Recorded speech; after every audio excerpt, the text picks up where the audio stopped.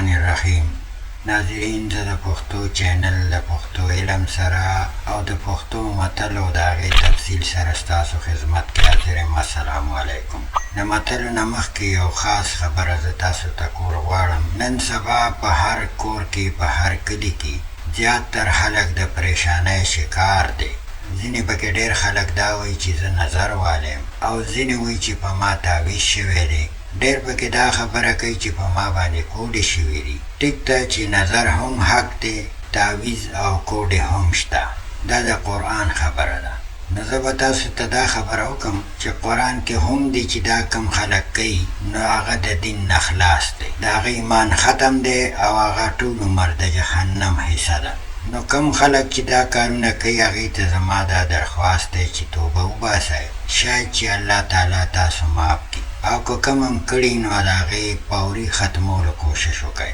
نو نظر د خړه نه هم لګي. نو که چېرې تاسو څوک ښه وینئ، نو تاسو سبحان الله خامخا وایئ، نو هغه به د نظره کېږي نه.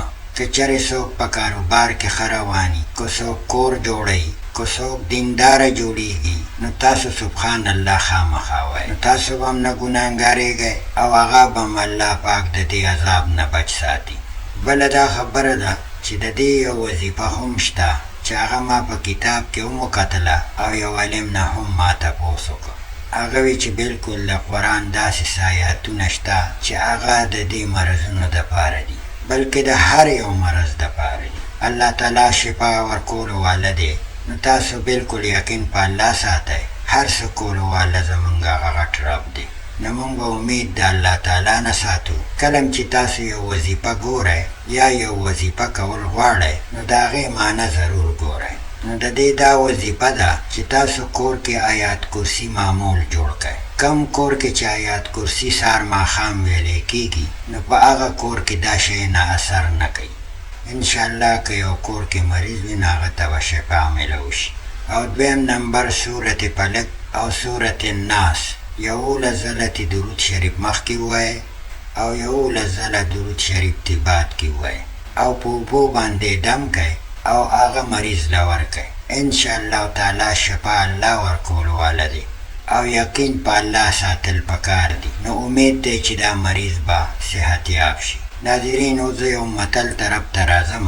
یو متل دی، وایي پخپله مې ملا کړي، ځان ته مې بلا کړي. نو د دې مقصد دا دی، خو پخوا به خلکو عالمانو قدر کو، او عالمانو ته به قابل انسان ویل. د هغې دا وجه ده چې چا څه به علم و، نو هغه ته به یې پوه انسان ویلي چې دی په هر څه پوهېږي. نو ځکه یې په دې متل کې دا خبره استعمال کړي چې پخپله مې ملا کړي، ځان ته مې بلا کړي. نو که اکثر تاسو وګورئ، نو یو انسان یو کس سره دومره ښېګړه وکړي چې هغه ځان سره والي او هغه ته ټول چلونه وښیي.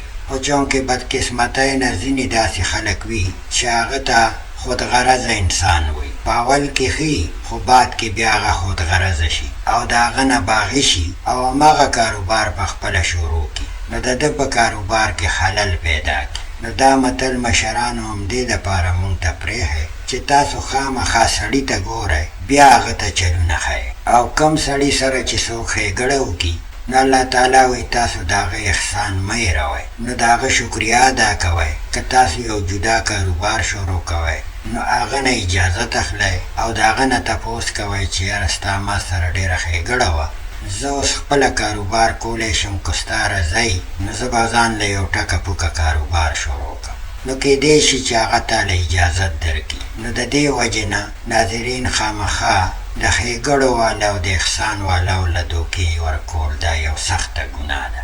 زه دویم نمبر یو متل ته راځم. وی لاول وخوره د ځان غوښې، بیا وخوره د ښکار غوښې. الله تعالی وایي چې ته څومره محنت کوې، نو زه به دا محنت مطابق تا ته رزق در کوم.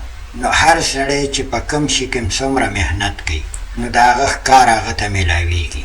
چې څومره زیات محنت کوي، الله تعالی به د هغه په رزق کې اضافه کوي. نو په ناسته سړی نه کامیابېږي، ده ته اوزګار انسان وایي، او دی کله هم نه کامیابېږي. نو څه کوئ؟ په محنت یې کوئ. انشاءالله تعالی تاسو به په هغې کې یو ورځ کامیاب شئ. هر کار چې تاسو شروع کوئ، د یو معمولي کار نه شروع واچوئ. انشاءالله تعالی تاسو به داسې مقام ته ورسئ او الله تعالی به په هغې کې تا مالامال کړي. دغسې که یو سړی په دین کې کوشش کوي نو په دین کې صحیح محنت پکار دی او صحیح ځای ته ځان رسول پکار دی. ضروري نه ده چې ته دې په یو کال کې ورسې، په تا دې 20 کاله ولګي خو چې صحیح دین ته ورسې، ځکه چې ستا ذمهواري جوړه شوه. تا نه به الله بیا تپوس کوي چې تا نور زما مخلوق ته څه وښودل. داسې نه چې ته پکې خپل مقصدونه استعمال کړي یا خپل غرض دپاره بیا دین استعمال کړي، نو ځان دې م خراب کړ او چې کوم ستا منونکي دي هغه دې م خراب کړل. نو صحیح دین مې زده کول پکار دي. دغسې یو سړی تعلیم کوي نو په تعلیم کې زیات محنت پکار دی. د ده چې کوم مقصد وي هغې ته د رسېدو دپاره دله محنت پکار دی او محنت په شوق باندې پکار دی. داسې نه چې هغې ته بیا ستا ملا ماتئ او بیا په دیکو ورپسې روان یې، نو ته به هغه مقام ته ونه رسې. نو په شوق باندې تعلیم کول پکار دی. امید دی چې ته هغه ځای ته ورسې. که فرض که یو سړی کاروبار کوي په هغې کې زیات محنت پکار دی. کم مقام چې تاسو غواړئ هغې ته به رسئ او یو کار تمسا مه بندوئ. انشاءالله تعالی چې ته به خپل مقصد کې کامیابېږي. نو که یو سړی کاروبار کوي هغه د کاروباري سړي نه تپوس وکړي نو هغه به ورته ووایي چې ما څومره محنت کړی دی. که یو سړی ډاکټر انجینر جوړېدل غواړي نو هغه دې د ډاکټر انجینر نه تپوس وکړي چې هغه څومره محنت کړی دی. دغسې که یو سړی په دین کې محنت کوي او غواړي چې ما نه یو ښه عالم جوړ شي نو دی دې د ښه عالم نه تپوس وکړي، نو هغه به ورته ووایي چې ما څومره محنت کړی دی. نو ناظرین هر څه په محنت میلاویږي، نو محنت لازمي دی. الله دې وکړي چې مونږ کې دا خبرې راشي او د پښتنو مشرانو د دې متلو نه مونږ فایدې واخلو.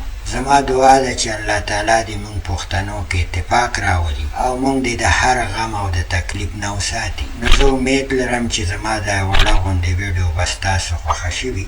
نو په دعاګانو کې م یاد ساتئ. الله م خوشحاله آباد لره. د الله په امان. السلام علیکم.